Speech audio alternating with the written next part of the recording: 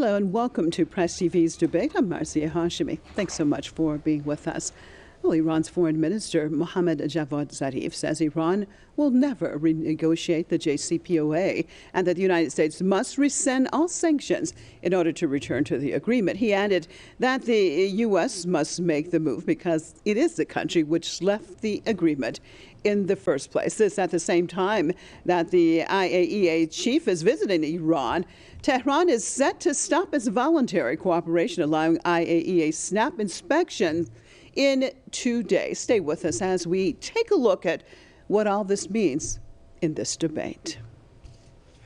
The clock is ticking as the Iranian government is preparing to implement a parliamentary law to cease the voluntary implementation of the additional protocol to the Nuclear Non-Proliferation Treaty.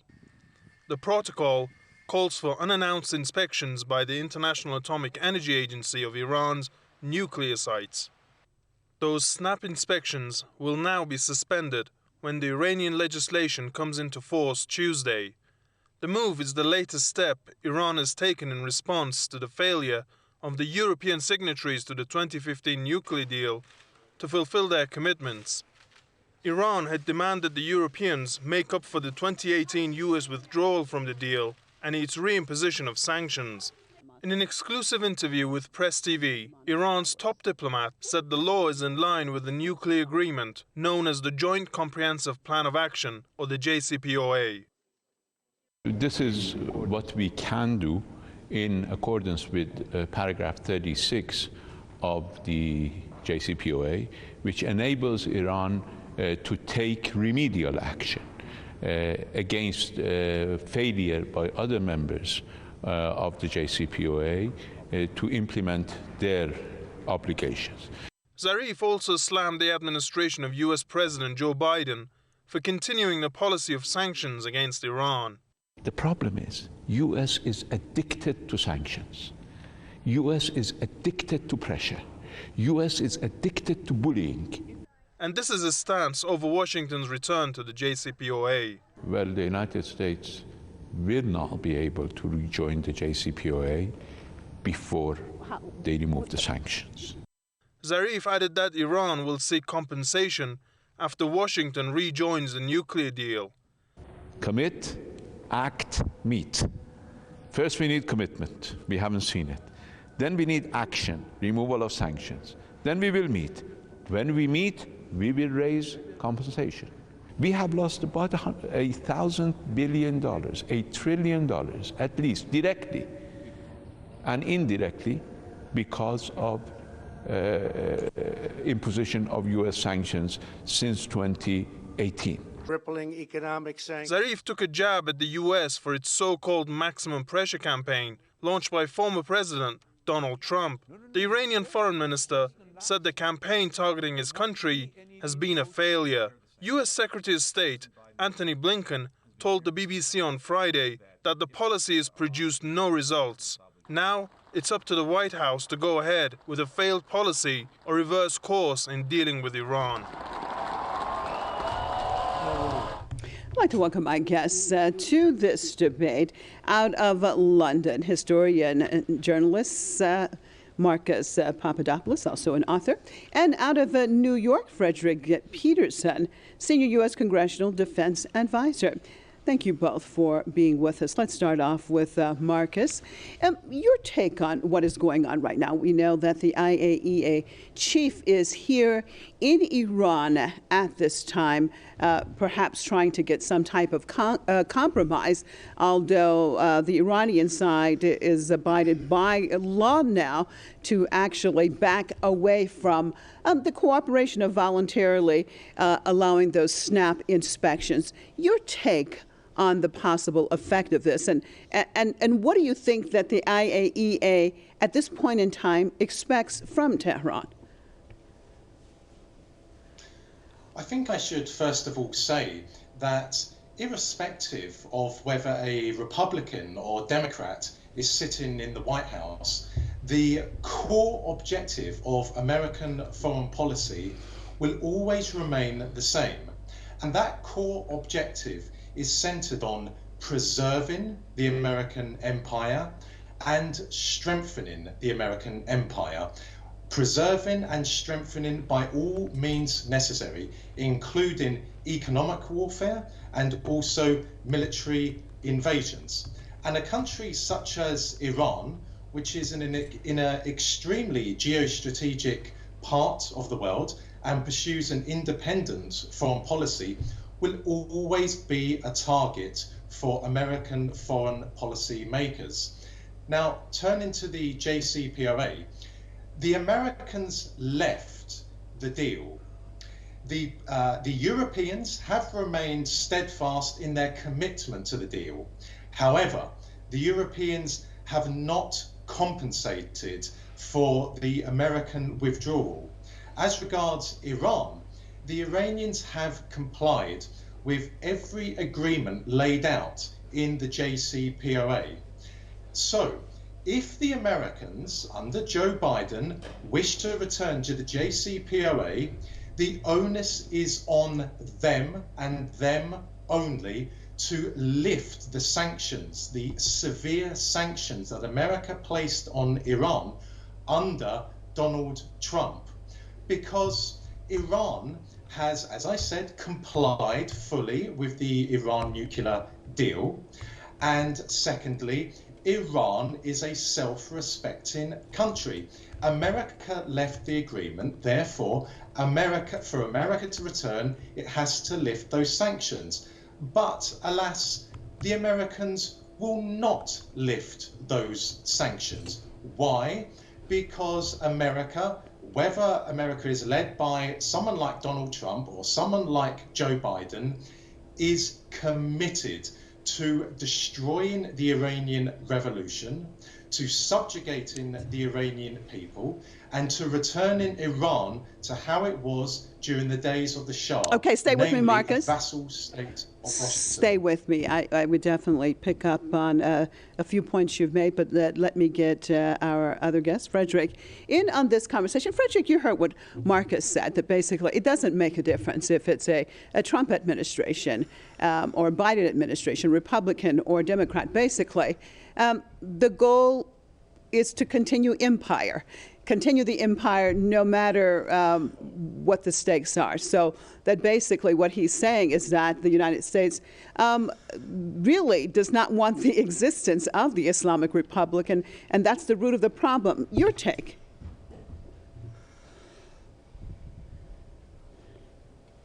Well, the good professor shows a profound misunderstanding, either correct. There's a feedback here, but at any rate, what he does is speaks of American empire. There is no such thing as American empire. America is the antithesis of empire. The American ideal is what is offered to the world, and American preservation and protection of the freedom that we have and that our allies have, and that the freedom to which all people aspire around the world. Now, that is not for export. It is for protection. By that I mean it is not to be imposed. You don't impose freedom upon others, but you protect others that reach up for their freedom and request. And you certainly protect your own. Okay, Frederick, wait. There's a whole lot. I have to stop you. I have to stop you, Frederick. There's a whole lot that you have just said. Hopefully you don't have too much feedback, that you can hear me right now. When you talk about that, to protect your own and freedom, and you can't enforce freedom on others. I mean, we're getting on a totally different topic than a JCPOA. But I have to jump in here with, let me just say, when I talked to the Iranian foreign minister today, Mohammad Javad Zarif, he talked about $1 trillion in damage, the very least financially, for the United States. Basically, the Obama and the Trump administration basically not living up to their agreements. So where's the freedom? Where's the fairness? Where is basically abiding by its agreements that you're talking about, this United States, in that way?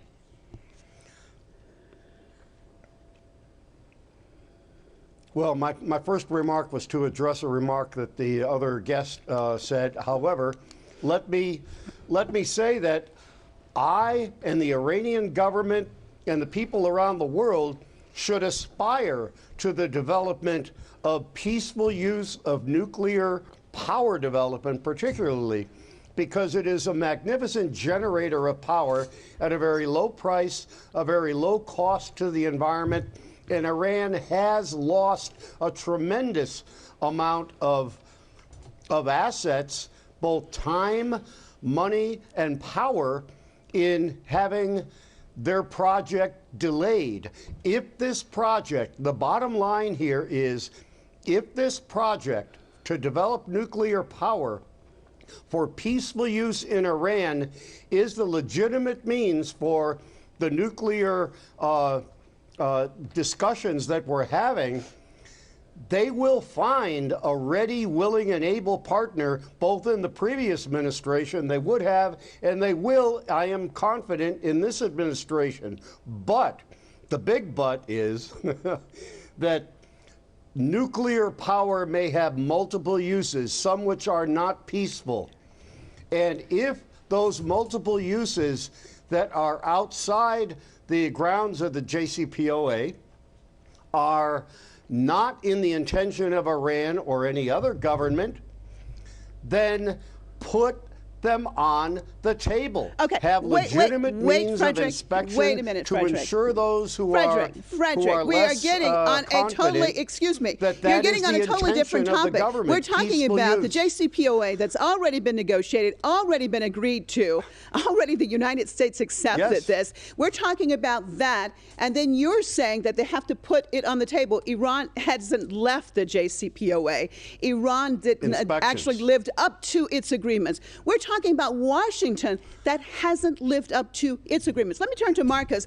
Marcus, there just seems to be a very hegemonic perspective that comes out of Washington and its supporters when dealing with a country like Iran, when dealing with a country that is standing up for its independence. So your perspective in general, how does a country or an independent country actually, when in dealing with an entity like the United States, how can it even guarantee any type of agreement? Because we saw what happened with this 2015 agreement. Even the Obama administration from the beginning did not implement it in the way that they said they did. So it's not just Trump, it's Obama, it's Trump, and now it's Biden.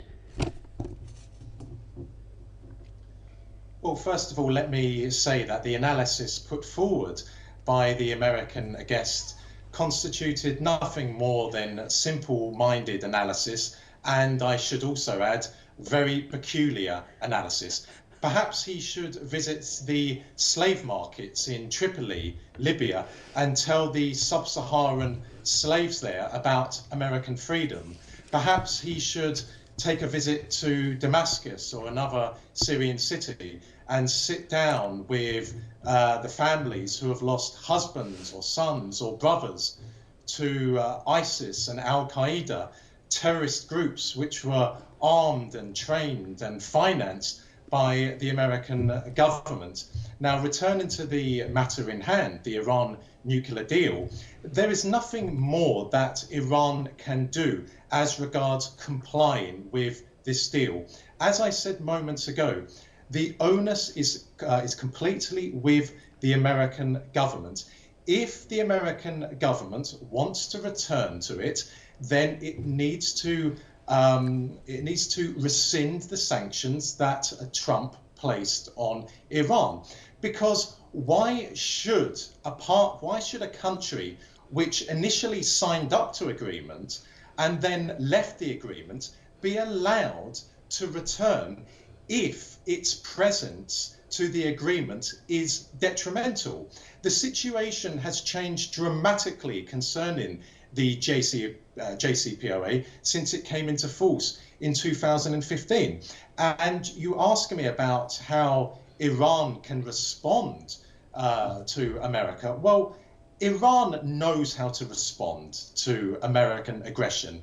The Iranian people have been strengthening their country for 42 years now since the Iranian Revolution. And Iran in 2021 is at its most strongest. Iran today enjoys a strategic partnership with Russia. Therefore, Iran is even in a more better position to say to the Americans, if you do not do this, then you do not return to the Iran nuclear deal. And what are the Americans going to do? The Americans will simply attempt to asphyxiate the Iranian economy. The Americans will keep on increasing their military presence in the Persian Gulf. The Americans will continue arming MEK terrorists in Albania and helping to facilitate their arrival into Iran or close to Iranian borders. So nothing is really going to change. I only wish the Europeans would show more of a backbone and help to ensure that the JCPOA is able to survive and survive in the long term. Well, let me pick up right there. Frederick, what's your take about the European side of things? Because we saw the United States actually leaving the JCPOA, and we saw the Europeans basically giving in to America's bullying and not allowing actually their companies to deal freely with Iran. Your take on the European side of things right now with the JCPOA agreement. Can the Europeans act individually as independent countries, or basically do they have to acquiesce to whatever Washington tells them to do?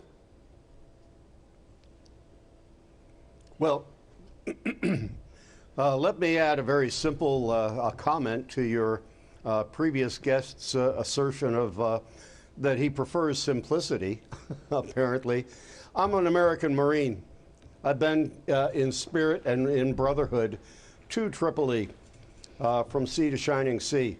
We know what it is to assist people who are laboring under oppression. However, this JCPOA is not about oppression. It's about, and should be about, and at its heart is about the delivery of power to people. I'm talking about nuclear power at a market price that will be elevating to the entire region and to all.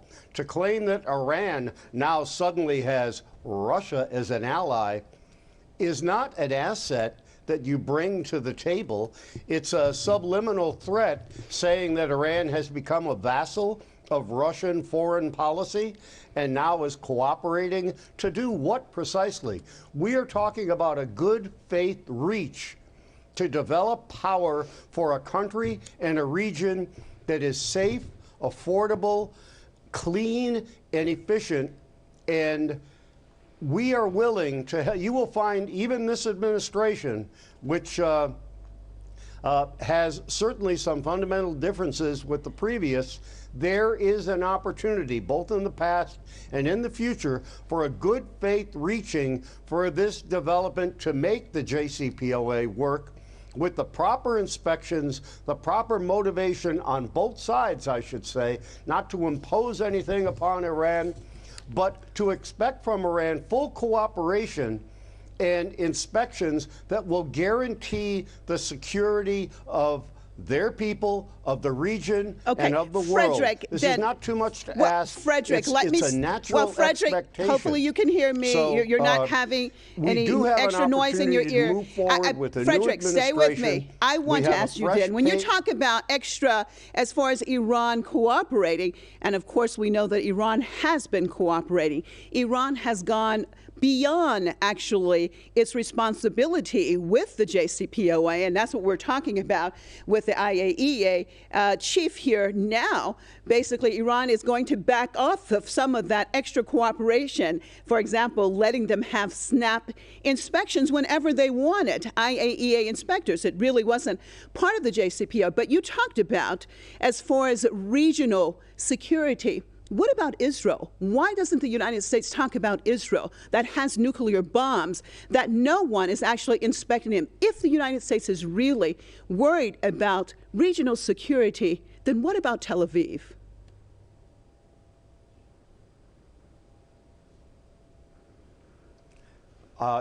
Okay, we'll skip to Tel Aviv now.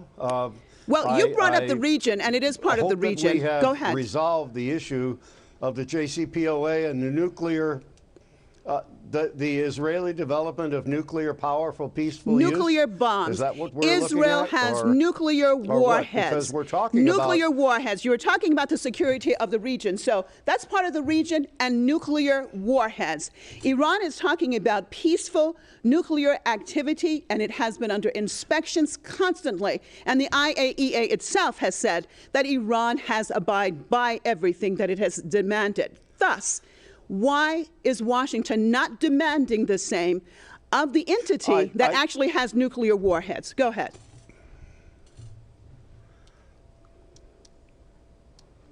I don't recall the last, actually, I don't recall the first demonstration in the streets of Washington or in the streets of Tel Aviv or Jerusalem demanding death to Iran.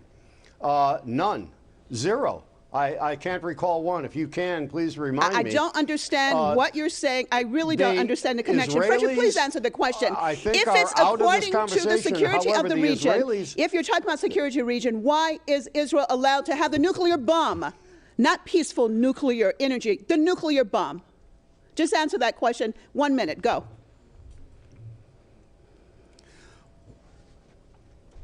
Well, we know that that is apart from the question that, of nuclear power. However, the question of Israel and their possession of nuclear weapons was determined looking at the position of much of the world was determined to grant them the ability to defend themselves because they are surrounded and outnumbered 100 to 1 by people who chant death to their country, death to their people, in streets regularly. Nuclear weapons provides a small insurance policy, not in on a defensive manner, you're talking about, excuse me, you're talking about an entity, you're talking about an entity that has just assassinated an Iranian scientist, and you're telling me that because there are some demonstrators that may say death to an entity, it is killing people constantly, but that's okay for it to have nuclear weapons. Marcus, I only have about a minute. Your overall take on where this is going with this JCPOA, with the perspective that the United States has, and basically the Europeans giving in to Washington. What has to give? Where do you see it going? America will not rescind the Trump-era sanctions on Iran. America will continue its policy of attempting to undermine the Iranian revolution in the hope that Iran will one day be a client state of Washington's, as it was under the Shah.